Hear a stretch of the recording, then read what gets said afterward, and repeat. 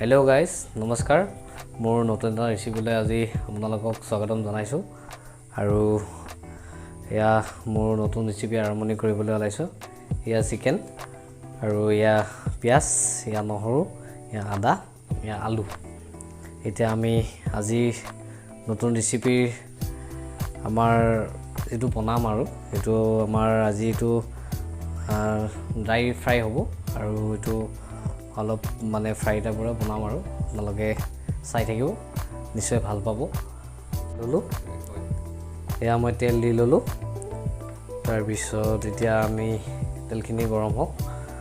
হোৱাৰ পিছত আমি মাংসখিনি দি লম এটো অলপ নতুন ৰূপে অলপ তৈয়াৰী কৰিবলৈ ওলাইছো আপোনালোকে চাই থাকিব নিশ্চয় ভাল পাব এটো মোৰ নিজস্ব নতুন ষ্টাইল আৰু আমাৰ কিকিপ তো আপোনালোকে চাই থাকক ভাল পাব চাই থাকক সকলোৱে ফ্ৰাইটো কৰাৰ আগতে অকমান হালধি দি ল'ব লাগিব মাংসটো আৰু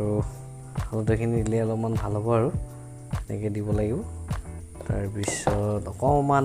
ইয়াতে জিৰাও দি ল'ব লাগিব অলপমান তেতিয়া অলপ ভাল হয় আৰু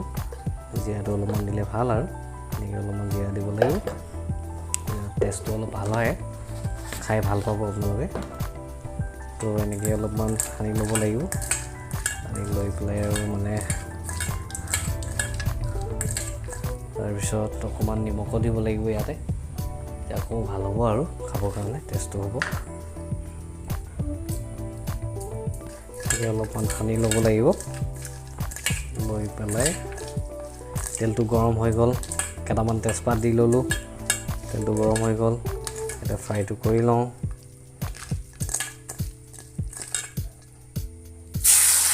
ফ্ৰাইটো যেতিয়া কৰিব লগে লগে অলপমান এনেকৈ লৰাব লাগিব আৰু মানে হেৰি কৰিব লাগিব এনেকৈ লাৰি দিব লাগিব তেতিয়া মাংসটো আৰু মানে কেৰাহীত লাগি নাথাকিব আৰু ভাল আৰু এনেকৈ লাৰি দিব লাগিব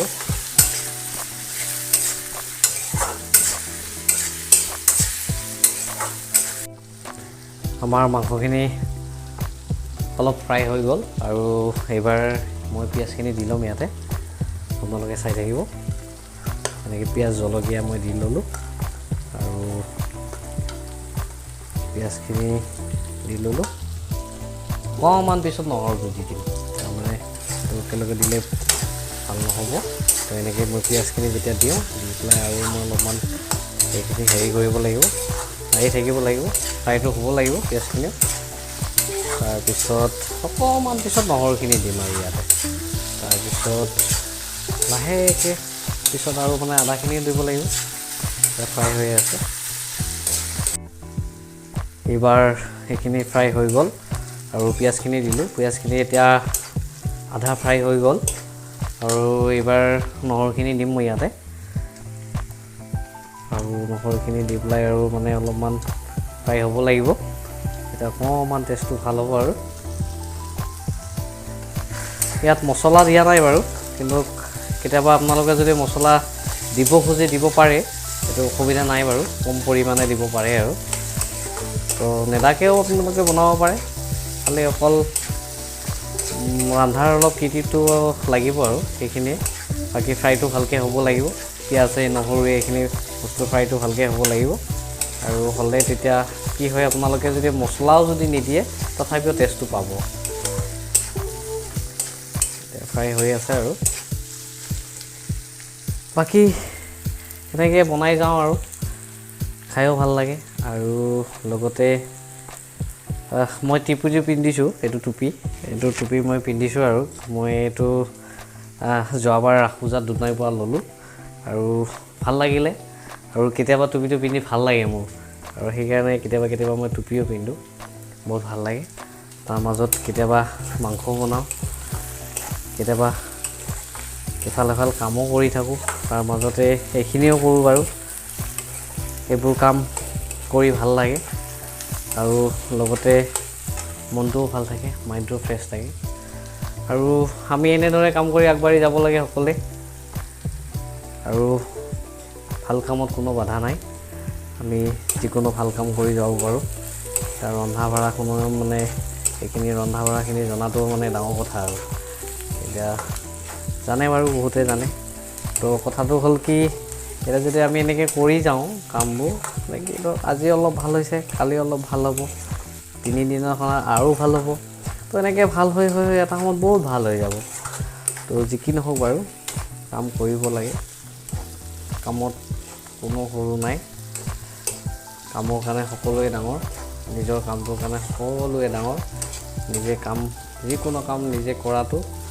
ডাঙৰেই আৰু মই বুলি ভাবোঁ আৰু এতিয়া মই এইখিনি বনাই আছোঁ আৰু মোৰ কামত মই ডাঙৰ আৰু এনেকুৱা ধৰণৰ কথা আৰু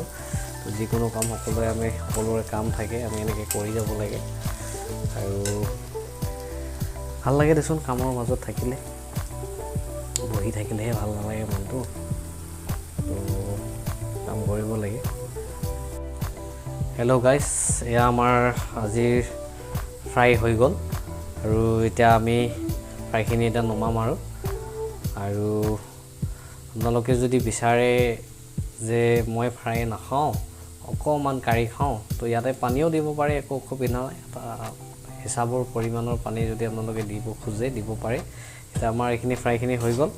আমি এতিয়া আৰু নমাম আৰু আপোনালোকে চাব পাৰে তো এনেকৈ ফ্ৰাইও খাব পাৰে মই আলু কেইটামান দি দিছোঁ বাৰু আৰু লগতে মই অলপমান বৰধনীয়া পাত দিম এতিয়া বৰধনীয়া পাত বুলি কয় এইটো তো বৰধনীয়া পাত দিম আৰু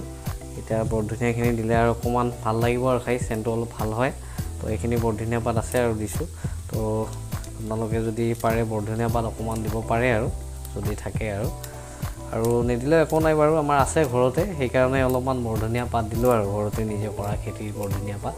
তো অকণমান দি দিলোঁ খাই ভাল লাগিব আৰু শেষত বৰধনীয়া পাত অকণমান দিব আৰু দিলে ভাল লাগিব আৰু খাই তো গাইজ তো আজিলৈ ইমানে সকলোকে শেষত ধন্যবাদ জনালোঁ আৰু নমস্কাৰ জনালোঁ তো ভিডিঅ'টো চাই থাকিব আৰু লাইক কৰিব কমেণ্ট কৰিব আশা কৰিম আগলৈ আৰু আপোনালোকলৈ এনেকুৱা ৰেচিপি লৈ আহিব পাৰিম তো এয়াই আৰু শেষত সকলো ৰাইজলৈ ধন্যবাদ থাকিল আৰু নমস্কাৰ